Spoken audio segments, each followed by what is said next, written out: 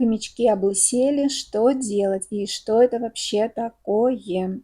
Всем привет, с вами Элис Артхамстер, и вы на моем канале про моих питомцев. Это мой второй канал, кому интересен первый, могут пройти по ссылочке у меня на главной странице. Итак, сегодня мы будем говорить про персика и про пухиша. Первым у нас начал лысеть персик. Если вы видите, у него за ушками и на шее такая треугольная лысенькая зона. Вот, значит, на тот момент, когда он стал лысеть, ему исполнилось ровно 2 месяца. Ну, конечно же, мы сразу же подумали про каких-то насекомых, грибок, там еще что-то, может быть, стресс. Кстати, про стресс и про некоторые проблемы с персиком я расскажу попозже, в следующем видео. Так вот, все-таки персика мы брали уже в довольно взрослом возрасте из питомника, и так как у нас уже был не очень хороший опыт с питомником, мы подумали, что первым делом мы подумали, что это именно что-то нехорошее такое, да. Значит, мы обратились к врачу, и не было никаких проблем с кожей. Вот вы видите, да, то есть вот такая залысина большая. Я пыталась снять как могла, муж мне помогал. Делали соскоб, ничего не нашли, списали это на стресс. И, в общем-то, с этим мы ушли домой, поставили клетку с персиком туда, где стоял пуфик, то есть сделали небольшую рокировку, поставили персика вниз. И он там стоял какое-то время, мы за ним наблюдали, и через где-то пару недель шерсть у него просто начала расти на этом месте. Вот здесь очень хорошо видно, как шерсть с него увалилась прям клоками. Вот то, что мы его держали, муж держал, и вот сейчас у него в руке вы видели вот этот вот клок шерсти, который просто вывалился.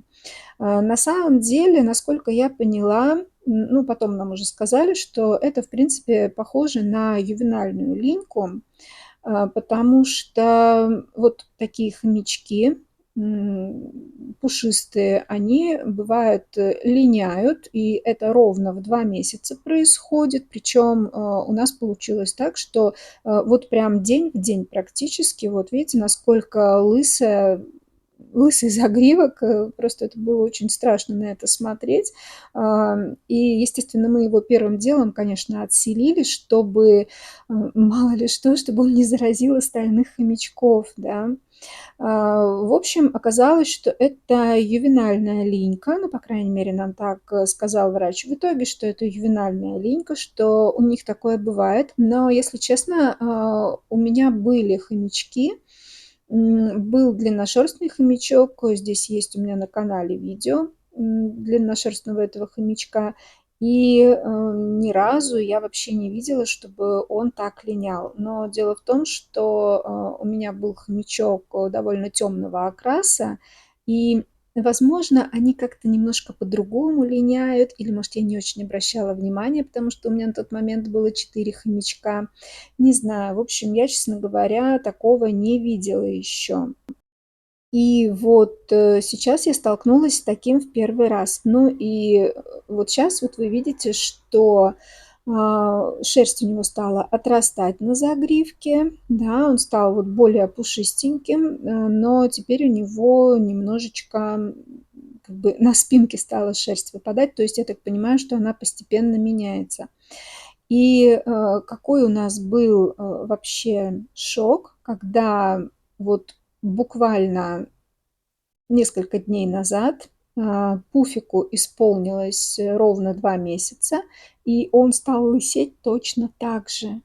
На всякий случай у пуфика я убрала, если вы видели такой треугольный домик, вот посмотрите, насколько у него прям лысина такая огромная.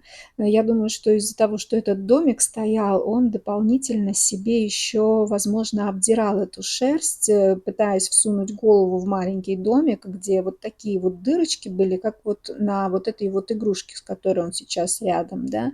И поэтому, вероятно, у него более такие обширные повреждения, потому что Он все время совал голову в этот домик. Он уже сам туда не пролезал, тут был маленькая такая лазалка. В общем, нельзя такие лазалки им делать, если они маленькие.